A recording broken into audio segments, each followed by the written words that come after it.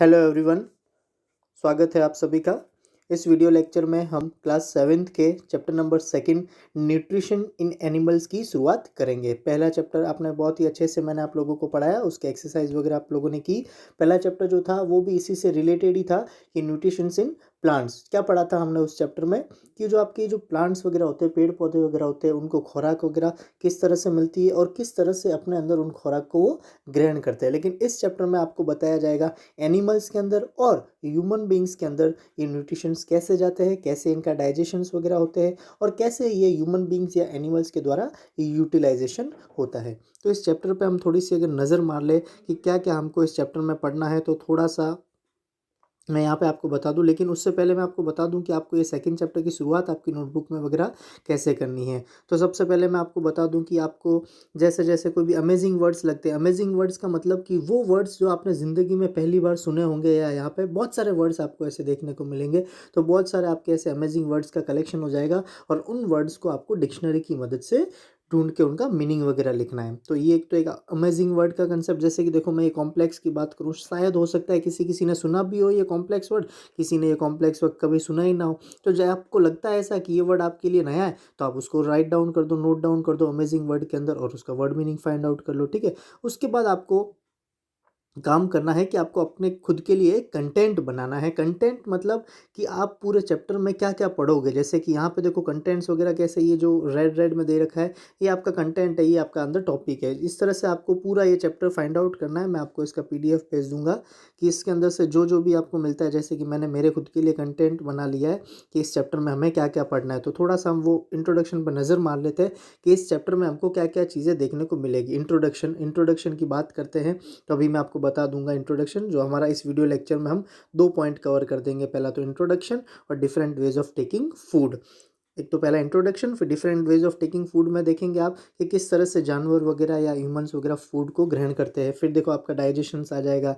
फिर आप डाइजेशन के बाद ह्यूमन का डाइजेशन पढ़ोगे कि इंसान के अंदर डाइजेशन कैसे होता है, बहुत ही इंपॉर्टेंट टॉपिक होगा, वो मैं आपको कराऊंगा। तो इस तरह से ये मैंने मेरा कंटेंट बना रखा है जिस पे आप थोड़ी सी नज़र मार लेना, ताकि थोड़ी आपको हेल्प हो जाए कि आपको आपका खुद का कंटेंट किस तरह से तैयार करना है।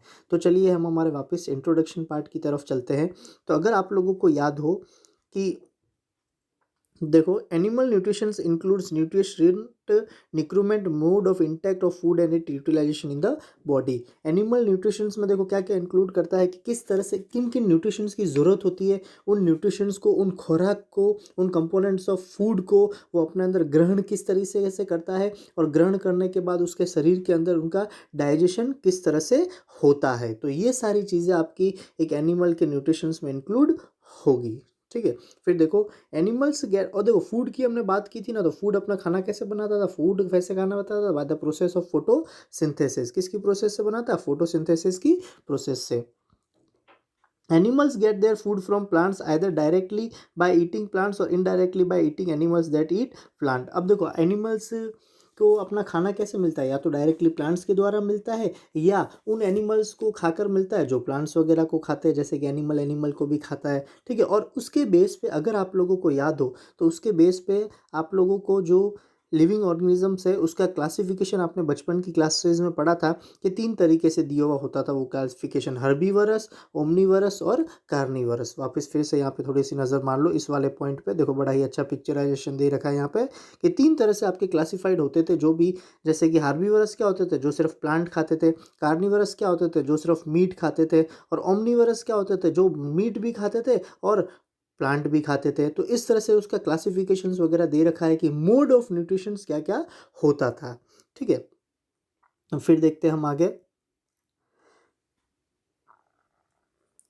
You have studied in class 6 that food consist of many components, try to recall. अगर आप खाने की बात करें, पौष्टिक खाने की बात करें, तो हमारे बॉडी में कौन से कंपोनेंट ऑफ फूड की ज़रूरत पड़ती है, ये आप लोगों ने 5th क्लास से ही पढ़ना शुरू कर दिया होगा कि हम जो खुराक खाते हैं, जो बैलेंस डाइट की हम बात करते हैं, उनमें क्या क्या चीज़ें होनी चाहिए। जैसे कि देखो मैं लास्ट चैप्टर की प्लांट की बात करूँ ना, तो प्लांट में मोस्टली जनरली कार्बोहाइड्रेट्स की सबसे ज़्यादा ज़रूरत पड़ती थी। तो उसी तरह से ह्यूमन बींग्स को या जानवरों को कौन से कंपोनेंट की ज़रूरत पड़ती है। तो यहाँ पे देखो मैं बात करूँ तो ये जो आपको 6 पॉइंट दे रखे ये आपको फिलअप करना है। इसमें से मैं देखो बोल रहा हूँ कुछ एग्जांपल, कुछ आपको फाइंड करना है। जैसे कि फर्स्ट में आप लिख दोगे कार्बोहाइड्रेट। क्या लिख दोगे, कार्बोहाइड्रेट। कार्बोहाइड्रेट, क्या लिख दोगे आप, कार्बोहाइड्रेट। उसके बाद देखो और क्या क्या हो सकता है, और हो सकता है आपका फैट हो सकता है, और ठीक है। फिर आपका क्या होता है, जो हमको ज़रूरत पड़ती है, देखो हमको कार्बोहाइड्रेट की ज़रूरत पड़ती है, जो हमको किस में से मिलता है, मोस्टली धान में से मिलता है, जो हम गेहूँ वगैरह खाते हैं, चावल वगैरह खाते हैं। फिर फैट जो हमको ऑयली फूड में से मिलता है, किस में से मिलता है, ऑयली फूड में से मिलता है।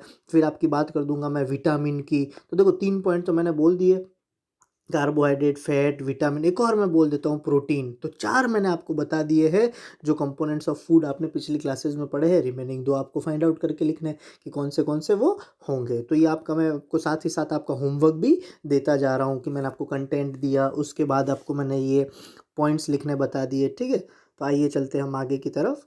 अब देखो उसके बाद मोस्टली जो भी हम खुराक वगैरह लेते हैं ना, जैसे कि मान लो कि मैं रोटी ले रहा हूँ, रोटी किसकी बनी है, गेहूँ की बनी है, किसकी बनी है, गेहूं की, और उसके अंदर क्या है आपका, कार्बोहाइड्रेट है, क्या है आपका, कार्बोहाइड्रेट है।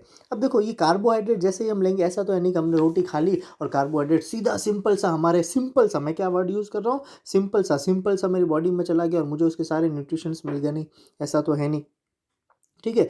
तो क्या होता है, जो भी हम कोई चीज़ ग्रहण करते हैं ना, वो किस फॉर्म में होती है, कॉम्प्लेक्स सब्सटेंस के रूप में होती है। कॉम्प्लेक्स, देखो कॉम्प्लेक्स मतलब क्या, कठोर रूप में, कठोर मतलब ऐसे नहीं कि हार्ड, मतलब कि बहुत ही जटिल वे में होता है उसका सब्सटेंस, मतलब क्या होता है, जटिल वे में होता है, बहुत ही कॉम्प्लेक्स में होता है। अब ये कॉम्प्लेक्स जब हमारे बॉडी के अंदर जाता है तो उसको बहुत ही प्रक्रिया, डाइजेशन की पूरी प्रक्रिया के अंदर से गुजरना पड़ेगा, जो हमारे मुंह से जिसकी शुरुआत होती है डाइजेशन की, और वहाँ से होते होते बहुत ही पूरी प्रोसेस के अंदर, लंबी प्रक्रिया के अंदर चलेगा, और वो जो कॉम्प्लेक्स सब्सटेंस है ना, वो किस में कॉम्प्लेक्स हो जाएगा, किस में कन्वर्ट हो जाएगा, सिंपलर सब्सटेंस में कन्वर्ट हो जाएगा। और उस सिंपलर सब्सटेंस से हमें क्या मिलेगी, उसकी एनर्जी मिलेगी। क्या मिलेगी हमको, एनर्जी मिलेगी। क्या मिलेगी, एनर्जी। हम कोई भी खाना वगैरह खाते हो, क्यों खाते, कि हमको लास्ट में जाके क्या मिले, एनर्जी मिले, ताकत मिले, इसीलिए तो हम खाते, ठीक है।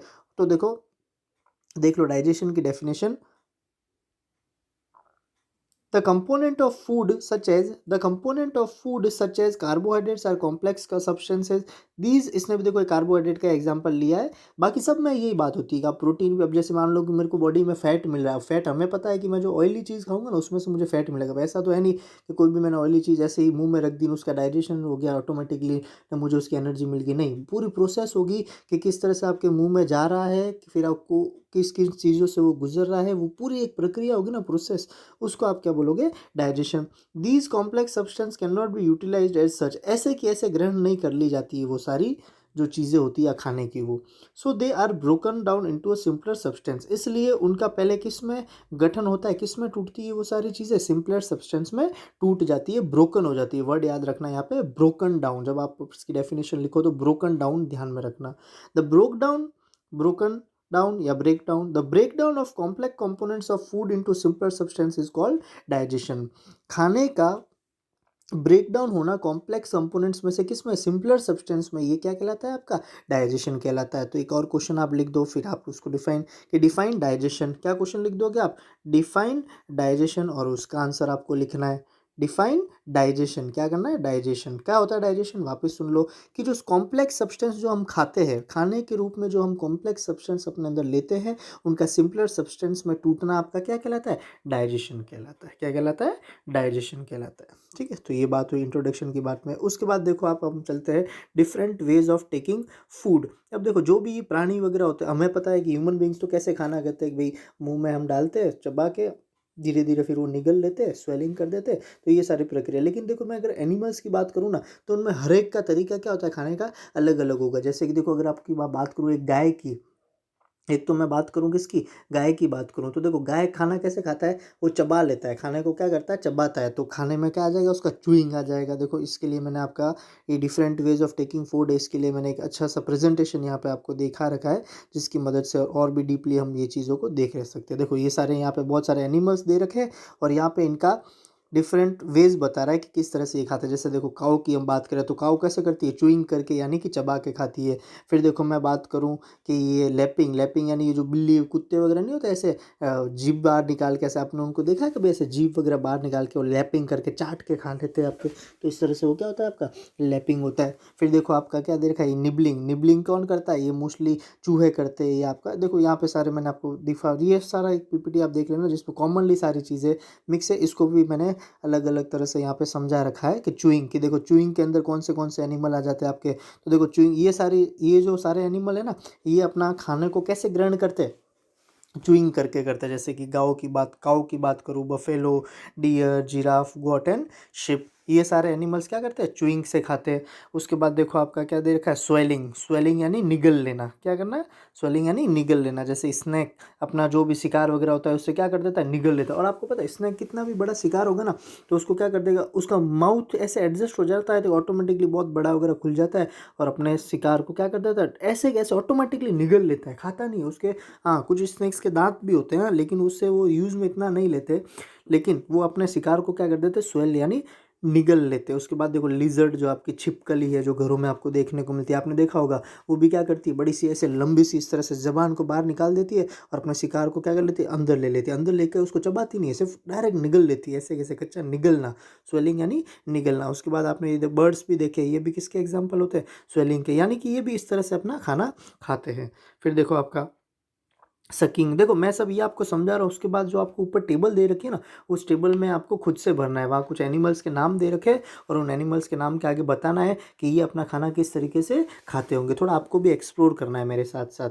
फिर देखो यहाँ पे सकिंग क्या, क्योंकि देखो अच्छे से मैं समझा रहा हूँ ये सारी प्रोसेस, तो फिर आपको ध्यान में आ जाएगा कि कौन कैसे खाता है, ठीक है। फिर देखो सकिंग की बात करूँ, सकिंग यानी क्या होता है, चूसना, सकिंग यानी चूसना। अब देखो हम कोई चीज़ चूसेंगे तो हमको किसकी ज़रूरत पड़ती है, स्ट्रॉ की ज़रूरत पड़ती है। तो ये बटरफ्लाई वगैरह है, मॉस्किटोज क्या है, हमारा खून चूसती है, हम नहीं बोलते मॉस्किटो मच्छर हमारा खून चूस लेती है। फिर आपकी जो हाउस फ्लाइज है, तो आपने देखा होगा इनके आगे ऐसे कुछ तीखा तीखा सा होता है, जिसको क्या बोलते हैं, प्रोबोसिक्स बोलते हैं। क्या बोलते हैं, प्रोबोसिक्स, क्या बोलते हैं, प्रोबोसिक्स। तो इनकी मदद से ये खाने के ऊपर वगैरह बैठ जाते हैं और ये खाने को क्या कर देते हैं, सक कर देते हैं। सक यानी चूस लेते हैं, क्या करते हैं, सक, सक यानी चूसना। तो ये सकिंग के 3 एग्जांपल्स आपको दे रखे, और भी बहुत सारे होते हैं, ऐसी बात नहीं है कि ये सिर्फ 3 ही जो है यहाँ पे एग्जांपल आपको बता रहे वही होते हैं, नहीं ऐसा नहीं है, ठीक है। फिर देखो आगे हम बात करते हैं दूसरों की।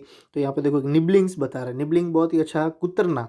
और हाँ, ये जो भी प्राणी जो निबलिंग करते हैं ना, निबलिंग खाने के लिए जो निबलिंग की प्रोसेस करते हैं, उनके स्टार्टिंग में आपने देखा होगा ऐसे 2 दांत होते हैं, चूहे जैसे दांत है, पर नहीं बोलते, आगे की तरफ 2 दांत ऐसे दिखते हैं। तो रैबिट के भी सेम ऐसे ही 2 दांत होते हैं। तो उसकी मदद से वो क्या कर देते हैं, निबलिंग करते हैं, यानी धीरे धीरे छोटे कुतरते हैं, एकदम से बड़ा नहीं लेते बाइट। ये क्या करते हैं, कुतर के खाते किसी भी चीज़ को। चूहा भी आपने देखा होगा, हम नहीं कहते हमारे कपड़े कुतर लिए चूहे ने, यानी निबलिंग कर लिया उसका, ठीक है। तो ये निबलिंग के एग्जाम्पल हो गए रैबिट और माउस, और भी एग्जाम्पल होते हैं, वो आप देखना कौन से एग्जाम्पल होते हैं। फिर देखो लैपिंग, लैपिंग आपने देखा होगा कि जबान वगैरह ऐसे बाहर निकाल के ऐसे किस तरह से खाते हैं ये। तो ये क्या कहलाते हैं आपके, लैपिंग। लैपिंग में कौन होता है, कैट है, डॉग है, ये क्या करते हैं आपके, लैपिंग की तरह से अपना फूड को ग्रहण करते हैं।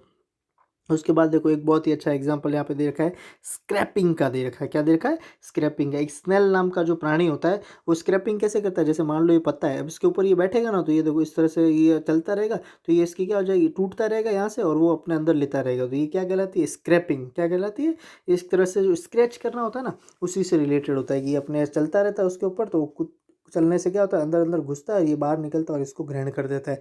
तो ये क्या होता है, बाय पुलिंग, देखो यहाँ पे बता भी रखा है, obtain food by pulling hard on surface, मतलब रब करता है। देखो हम स्क्रैच भी करते हैं ना, जैसे मान लो पहले के टाइम में स्क्रैच करने वाले आते थे, वो कार्ड वगैरह स्क्रैच करो और इनाम पाओ, तो स्क्रैच करने के लिए आपको क्या करना था, सरफेस पे से हार्डली उसको ऐसे ऐसे ऐसे ऐसे रफ करना पड़ता था। तो यहाँ पर भी वो स्नेल भी ऐसे स्क्रैपिंग करके अपना खाना खाता है, ठीक है। फिर उसके बाद देखो ये जो एक्वेटिक एनिमल्स होते हैं ना, aquatic animals in the sense कि जो प्राणी आपके जो पानी के अंदर रहते हैं वो सारे क्या होते हैं, एक्वेटिक। और मोस्टली जो एक्वेटिक एलिमेंट्स होते हैं वो अपना खाना किसके द्वारा खाते हैं, फिल्टरिंग करके खाते हैं। फिल्टर यानी मतलब कि एकदम से बहुत सारी चीज़ें होगी ना, तो अचानक से वो अपनी फ़िल्टरिंग करके यानी उसको छान वान के अपने अंदर वो ग्रहण कर देगा। जैसे कि फ्लेमिंगो वगैरह देखा होगा आपने, फटाक से पानी के अंदर मुँह डालते हैं, बहुत सारी चीज़ें होती है, पर फटाक से उनके अंदर कौन-सी फँसती है जो उनके खाने वगैरह की होती है। मछली भी ऐसे ही है कि झड़प के फ़िल्टरिंग करके अपने अंदर कोई चीज़ को ग्रहण कर लेती है। तो ये सारे मैंने आपको यहाँ पे जो अच्छे से पिक्चराइज़ेशन दिखाया, वो किसका दिखाया कि different different ways of taking food, जो अलग अलग प्राणी होते हैं वो किस तरह से अपने खाने को खाते हैं। तो देखो यहाँ पे एक टेबल दे रखी है, टेबल 2.1। उससे पहले देखो यहाँ पे कुछ एग्जांपल भी दे रखा है, यहाँ पे देखो ये पढ़ लेते हैं हम। The mode of taking food into the body varies in different organisms.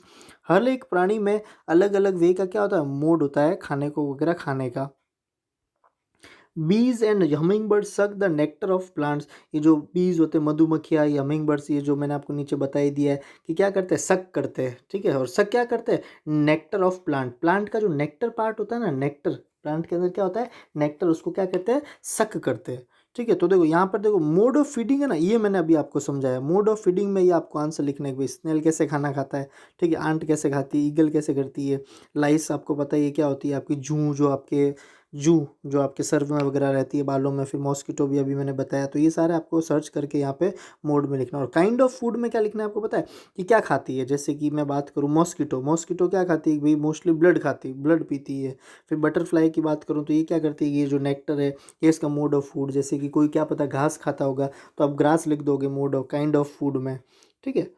फिर जैसे कि snakes like python swallow the animals, ये अभी मैंने बताया कि स्नैक क्या कर देता है, निगल लेता है, ठीक है। Upon their prey, upon prey का मतलब क्या होता है, देखो कॉम्प्लेक्स वर्ड में मैं अमेजिंग वर्ड में डाल सकता हूँ प्रे को। प्रे का मतलब होता है शिकार, प्रे का मतलब क्या होता है, शिकार, ठीक है। फिर देखो some aquatic animals filter sorry Some aquatic animals filter tiny food particles floating nearby and feed upon them.